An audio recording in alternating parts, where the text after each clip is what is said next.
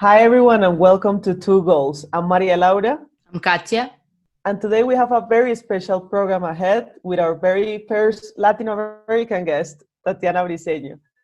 Tatiana is a Mexican journalist, press officer for Leon FC, entrepreneur, founder of Campeonas MX, pioneering platform of women's football in Mexico and Latin America, volunteer in different social causes, and in general, a committed young leader for a better society.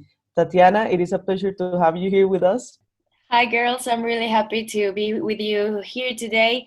I think these kind of projects have to grow even further to hear the voice of women who are leader in the football industry. Thank you, Tatiana. I will read a part of a chapter of a book, and after I will ask some questions. Mexican women players from the 70s recall intense opposition from their parents and other family members. Why were parents so opposed to their daughters being involved in soccer? In 71, many Mexicans still believed that playing soccer caused damage to women's sexual organs.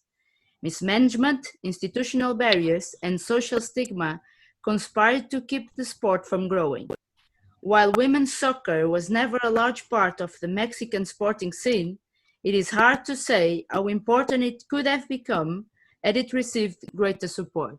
So this is a part of a chapter of the book Football, Why Soccer Matters in Latin America by George Van Adel. And speaking the truth and also being ironic, this is the same old story everywhere. The difficulties of women's football, especially the lack of support of the parents. We listen to this every day.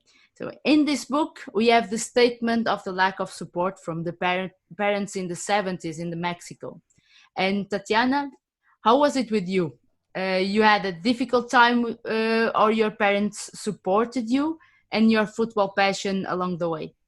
Okay, so I think this chapter you just read, it's really sad that history right now isn't supporting women in football as well as it happened in the 70s. So in my personal opinion, in my personal path, well, I had all the support from my parents to chase this dream of soccer. I played soccer when I was a little, and then I had to change sports because of an operation I had in my brain. So after that, I recall that we all have different options in life, and sports, it's a really big industry, and you don't have to work just as a player. You can work as a woman in soccer, as a psychologist, as a nutritionist. Right now, what I'm doing as a communications manager. So I think it's a really important part that every player and that every woman that stays in soccer has, or even if it doesn't happen, they had just a little of support of their family. I know stories from girls that had to leave their houses and had to leave their comfort zone just to chase the dream of being a soccer player, because the stigma here in Mexico, and I think around the world, still prevails that woman does not have a future in women's soccer. So I think that's a part, and that's a really hard assessment that we need to change, and that it's changing, but we have to keep working to change that vision and to normalize that women now can be professional at football. Yeah, from the 70s till today, we are still fighting, unfortunately. Moving on to your childhood, you played football when you were a kid?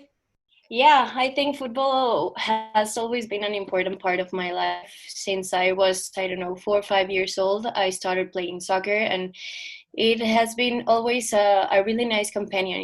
It's a companion that brings you joy, that brings you values, that brings you respect, compromise, that makes you have a family that it's not really your family in your house. I mean, you have lots of sisters from another mothers, and most of all, and most important of all, I think soccer brings you a different panoramic of what you are doing and where you are going. I think once you know that football is a really important part of your life, then you don't want to chase it away and you just want to change the dream in soccer. It can be on or off the pitch, but I think it's important that you maintain that dream if you want to get professional in any part of soccer. But I right now see a lot of girls that are getting into soccer, and I don't know, that brings me really joy and happiness. And you said soccer brings you a family. Is Yeah. Club Leon is a family to you? What it means to you, Club Leon? Well, I think, yeah, Club Leon is right now my second family. I'm really, really happy to be a part of a club that's so important here in Mexico. And well, I struggled a lot to get in Club Leon because I started there doing like my school practices. And then I got to see the first season of the Liga MX Femenil, that it's the professional women's soccer here in Mexico. Mm-hmm. And well, I think I'm really lucky to be there. I'm really lucky to chase a dream with the players too, because right now there are a lot of players that are here in Mexico and that does not have the tools, the necessary tools to develop themselves as a person or as a player. So I think it's a vital part of my life. Club Leon has changed the perspective of myself in so different ways and have taught me a lot. At the end of the day, I think that has to be a part of your job, changing the expectatives and changing the way you see life day by day. Just before we move into the daily tasks that you perform in Lyon, I'm curious about your education. And I mean, you already mentioned the school, university. I'm just curious if it was it sport like a crucial factor for you to choose communication, to choose a path in journalism?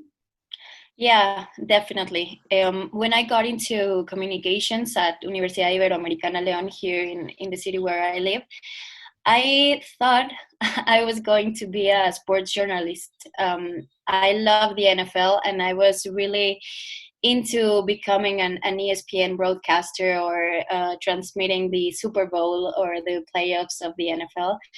But well, I think life's funny because it led me another path, you know. And when Liga MX Femenil started here in Mexico, my perspective changed. It just went another path, and that's why I say I am lucky to be alive right now and to be watching Liga MX Femenil, because it's a tournament that it's growing and growing, but it needs a lot of hands to keep going and to keep pushing. But yes, I think sports has always been an important part of my life, and well, the reason why I got into communications also. So maybe, I mean, you mentioned that it changed your path when the league started, the professional league in Mexico. But was it maybe because you saw an opportunity? You saw that there was a lack of platforms to showcase women's football in Latin America in general? I think it's maybe in Latin America, I'm sure. Yeah, sure it is. Well, yes, and that's why I created Campeonas MX, that it's my platform. We cover women in sports, but with special emphasis in women in soccer. And well, by doing some research, Mariana Serrano, that it's my partner in Campeonas MX, and I got into the job because there weren't a lot of platforms, I mean, serious platforms that were covering women's soccer or women in sports. So I think that was some kind of momentum where we got into the job and we said, well, if we don't do it, I don't know, or we don't know if someone else is going to do it. So we got that assessment on, and right now, well, Campeonas MX, it's a really important platform. We are some kind of referent in the social media about women's soccer, and we just have to keep improving and keep showing the right information, because here in Mexico, just players are sexualized, and they are not well, the social media isn't committed as well as it is committed to men's football, you know. So it's a long path. It's a path full of obstacles, but I think it's a good path, and it's a path that have bring me another family, that it's the Campeonas MX family.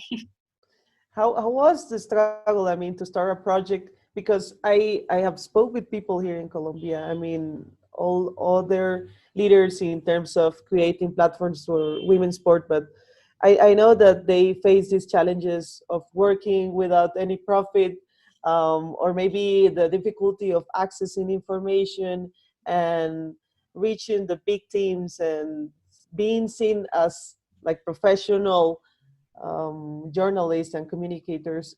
Could you please tell us about this? I mean, what kind of challenges did you have at the moment? Yeah, of course. I think the first challenge was the acceptance. Media that it's guided by women and that talks about women. We had a lot of criticism, and most of all by men, you know. Why are you doing this? No one cares. No one cares about Liga MX Femenil. But I think all of that comments gave us this necessary strength to keep pushing and to keep going forward. Another struggle was that, well, by being a new media, we didn't have the necessary accreditations to go on to different matches. I remember the first final of Liga MX Femenil. It was between Chivas and Pachuca, and we needed an accreditation to go on the pitch, a photographer, and to go to well, off the pitch as the mix zone. But they didn't answer until one day, I think, one day before the game. It was that we got the accreditation, and we could go only one person, because as not being a recognized social media, well, they only gave us one access for one person. And well, right now, for the last final, we got 4 accreditations. We have been walking forward, and I think what I don't know, what makes me most happy is that we have given the chance right now to 23 girls to pursue their dream of being of covering Liga MX Femenil. Right now, we don't have any problem with accreditations, and they can go on and chase their dream of starting being a broadcaster, and to also chase the dream with the players, you know. Every one of them, it's like, I'm happy that you are interviewing us, because no one does it. So it's important. That is amazing. It's important to recognize also the voices of the players. And on a personal note, let me say this: we as women's football fans, we are fortunate to have a lot of groups of fans around the world that projects their own championships and their own perspectives of the countries, because we cannot have this information through the normal media. We have to have some groups of fans that project this. And what you do with the Campeonas MX, if we go to the platforms that you have, your website, we are around the world. We found some projects similar to yours, but there's some parts that distinguish yours from the others. And I would like to mention here the YouTube videos that you created. And this also is a bit of in concordance what you said about the challenges you had and the challenges you have now. And I would like to say you produce videos of 5 to 6 minutes. You basically put together a resume, a really good resume of the weekend about the league in that week. And I will like to leave here a rhetorical question. If you or Maria wants to answer, it's okay. But you are a fan, you're a stakeholder, you're doing this. what is preventing the football federations or the clubs in every country around the world, and they are all saying the same thing, that is, we want to grow women's football, we have to do more. So what is preventing them to produce a video from 5 to 6 minutes that give us the important data and everything that we want? Because you give us the data of the week, the games of the week, you give us the data of the players, of the goals, you even give us, and I have to mention this, the figures of the attendances. These are numbers that we in Europe, we don't even have in some countries. And these numbers are really important to grow the game. So this is a rhetorical question. If some stakeholder wants to answer this, is what is preventing you to do or to make a video from 5 to 6 minutes that opens the doors for the football, for people in football industry, and also on the pitch? I will definitely give the floor to the guest first. Well, I think they are seeing, the stakeholders are seeing this as a new product, and as a new product, there are some stakeholders that are afraid of losing money, you know. And what I don't think it has been a firm thought. It's that you have to invest in something if you want then to have some money back, you know. I think that's a thought that some of stakeholders that wants to go on and chase some investment in women's soccer have to know. You have to invest first, and then you are going to have a return of money. But if you don't invest first, well, you're not going to have anything, you know.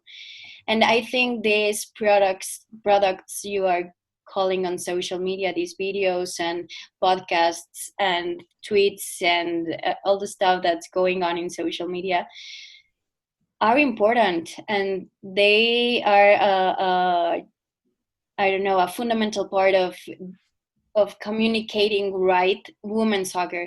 So if as you mentioned, I don't seem to have any competition on these videos, because I only there's only one channel in Spain called El Patio, and it's most of all like an interview channel. It's a really nice content, but as a mini newscaster, there's no newscaster of women's soccer. Even on TV, it's hard to find one. So I think if stakeholders want to do it, it's like go on the pitch and do it. Because if you're not going to convince yourself that women's soccer it's right now on its momentum, then no one else will, you know. Yeah, absolutely. Yeah, just to add to that point, to that note, I just think that there is a lack of discussion about the industry itself. I mean, I think because of the negativity at times that women's sport brings to the discussion, there aren't any like different, like enough spaces to discuss the business environment. Because what Katia mentioned about the videos about YouTube, I think that's a clever idea, because we are aware about the span of attention these days, and having a 5-6 minute video where they explain the results, where they explain the figures, the data, the main data about the league that week, I think that's something that we can all do. I mean, of course you need some resources, but at the same time it's not that hard. So I agree with Katia with the thing that there isn't an excuse on how we can support the creation of this content. But at the same time, maybe it's because of this, because we keep having this argues about maybe women should play football, they should not play football, but we should focus on the opportunities. On there is a new market, there is a new niche of women and men interested in women's sport that we can definitely tackle. Yeah, it's a case of making it visible, and what Tatiana is doing is making it visible. And the stakeholders, they have a lot of resources to do it, more than the fans. So the fans are stakeholders, but the other stakeholders that we are talking about, the sponsors, the federations, the clubs. So I think it's also it's also a case of if you want to do it, you will do it. Moving back here, let me ask a curiosity to Tatiana about Club Leon. On January 2018, you had the privilege to be on the pitch presenting a soccer star for your club, Landon Donovan. How was it presenting a soccer star in front of your fellow fans of your club? Well, that was a strange day. In fact, they told me like 2 hours earlier that I was going to present Landon Donovan. I was really, I don't know if scared, but I was very nervous. So I had a chance to talk to Landon Donovan before the presentation, and he was like so nice.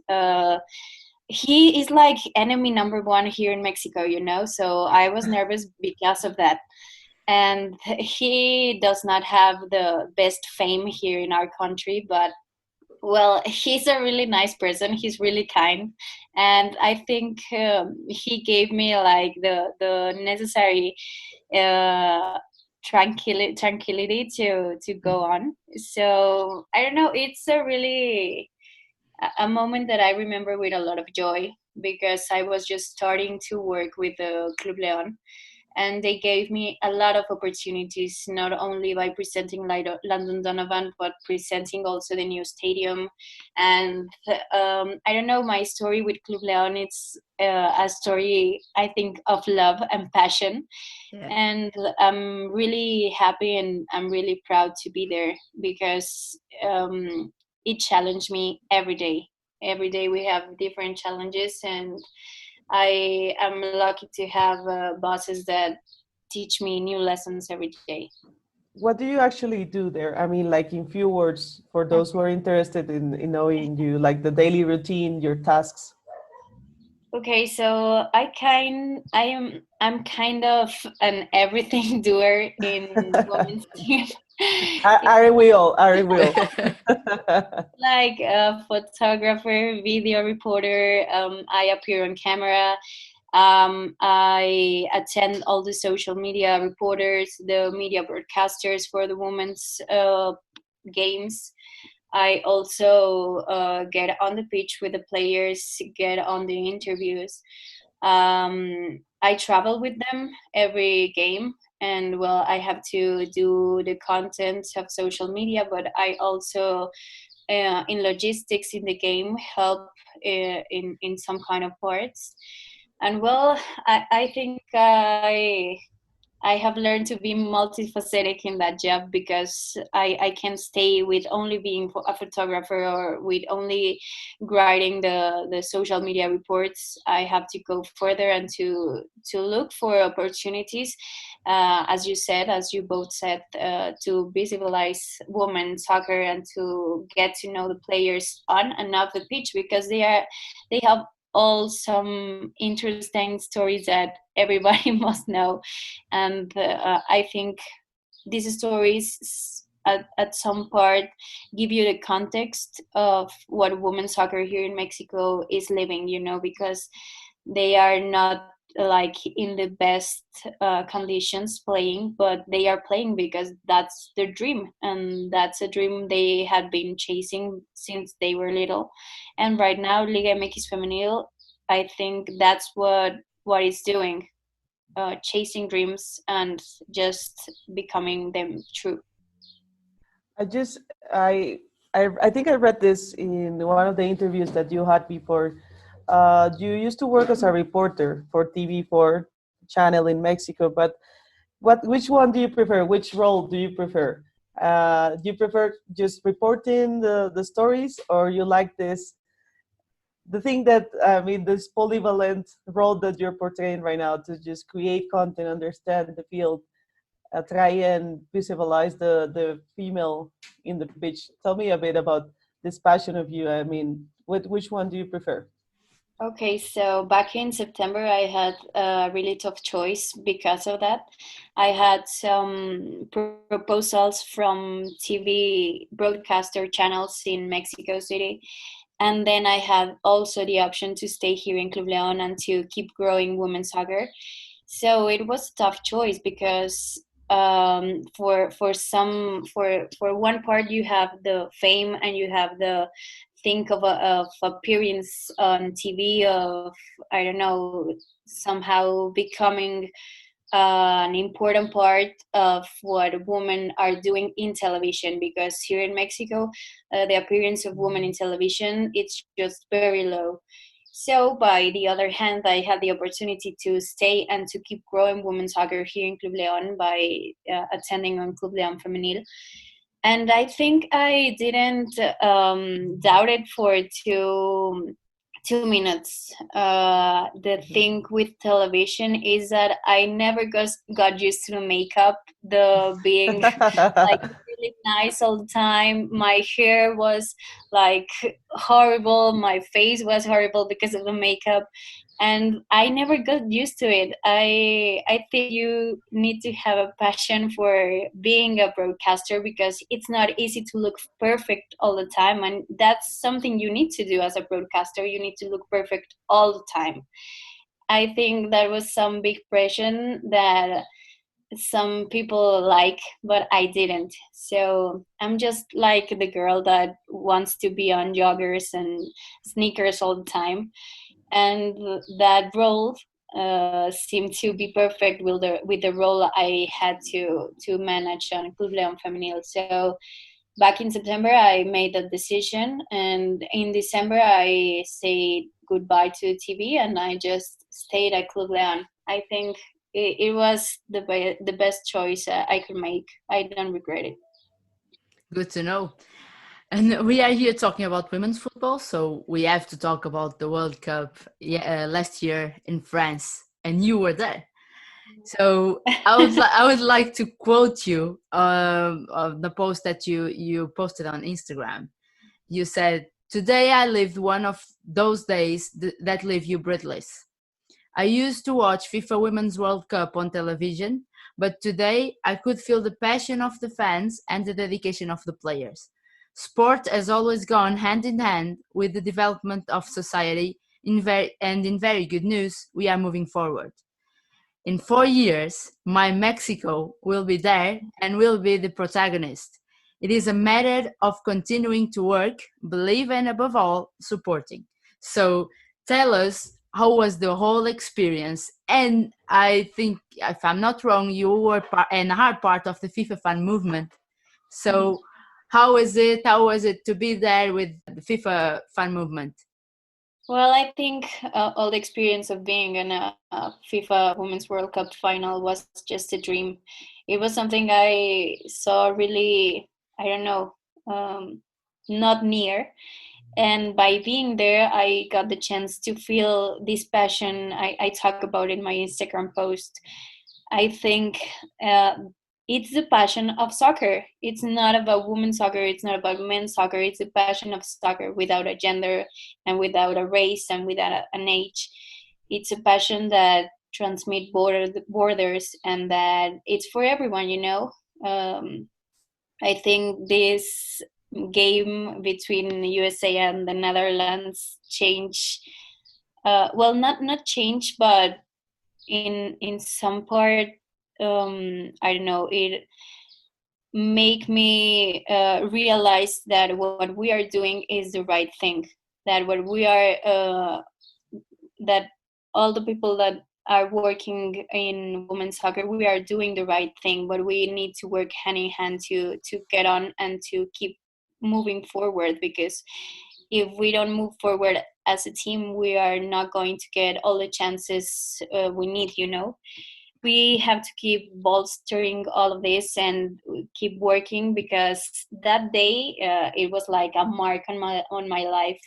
It was like I don't know, some kind of experience that gives you the necessary I don't know, structure inside you to keep going forward. And being part of a FIFA fan movement, I think it's more like a title. You don't really get to I don't know, a special treatment or anything.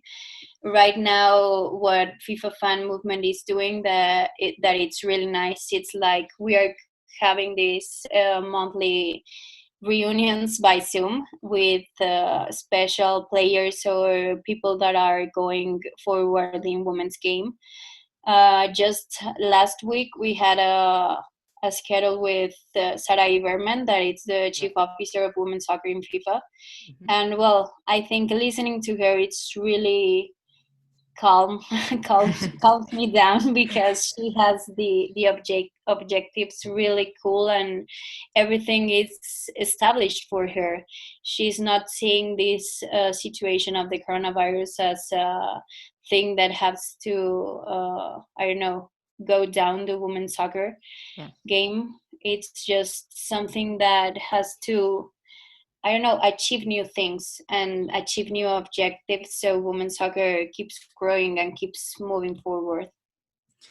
And you're Mexican, so I bet your dream is to see the women's team on the World Cup stage. So what do you think that Mexico needs to do to be on the World Cup stage in 3 years? I am going to say it's just to care about women's soccer, because Mexican Federation right now just don't care. And we have so good players. We have so many talent players here in our country, and it's really sad that Mexican Federation does not give it the importance that it deserves. Right now with Liga MX Femenil, we should be moving forward in our Mexican selection, and it's not happening. Just last year, they had fewer than 15 games. They closed the year by getting into Brazil, and well, it was some terrible games, because we just are not in the level to compete to that countries. I think it's just by caring, by moving the attention it deserves to women's soccer here in Mexico. We need that the federation really get into the women's game and knows that if we right now have a Liga MX Femenil, then our selection have to move forward too. So I think it's a job that it's not easy. It's clear it's not easy. Yeah. But right now the fans are there, and I bet the fans will love to watch the women's Mexican team play. But the games are like closed gates, and the accreditations for fans, for social media, are difficult to get. And I think we just have to get to know the federation, that if the Liga MX Femenil is going forward, the Mexican team have to do it as well. To go deeper on that, it's so refreshing to speak to you, because you're so committed to leveling the play field. So I agree with Katya that it is important for us to have this kind of reference worldwide, because you did see an opportunity to communicate. Of course, that's your field, your expertise, and how to communicate and create content. But at the same time, you're committed outside of it. You're trying to create a movement. So I really just want to touch upon the summit that you had a couple of weeks ago, Dos a Uno. So I'm just curious about this project, and tell everyone, please a bit about the objective, the goals that you wanted to achieve with this. Okay, so right now in the quarantine, I'm a really freak of webinars and getting to know all the information I can. But I think I started seeing that there were no webinars enough that were talking about women's game. So talking with another friend, Rocio, that she has another social media platform called Capitanas. Mm-hmm. Well, we agreed to have this webinar, and Dos Uno in English is like 2-1, 2-1. 2-1. It's really an outgoing situation that we live day by day.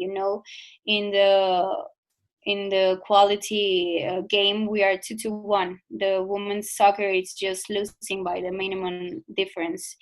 So we started, contacting different people, and they started saying yes. So it was just, surprising that we had 43 speakers from 13 different countries.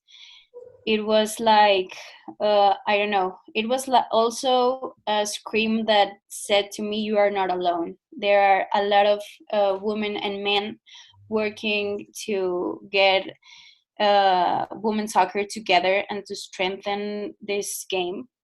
So I think it was such a success. We had a lot of viewers. We had really nice comments. And well, it was a 2-day platform that went on to give voices to nutritionists, to psychologists, presidents of associations. We had the voices of the players, and I think by listening to the players, we all stay calm somehow, because they have everything so clear. The players have so clear what they need to do to improve the game, that I think that in the future will also calm down the younger generations for them to keep going and keep pushing forward. Because right now we have so good reference at the pitch and off the pitch, that they just have a dream that is shared with everyone, that it's just working to keep this game forward.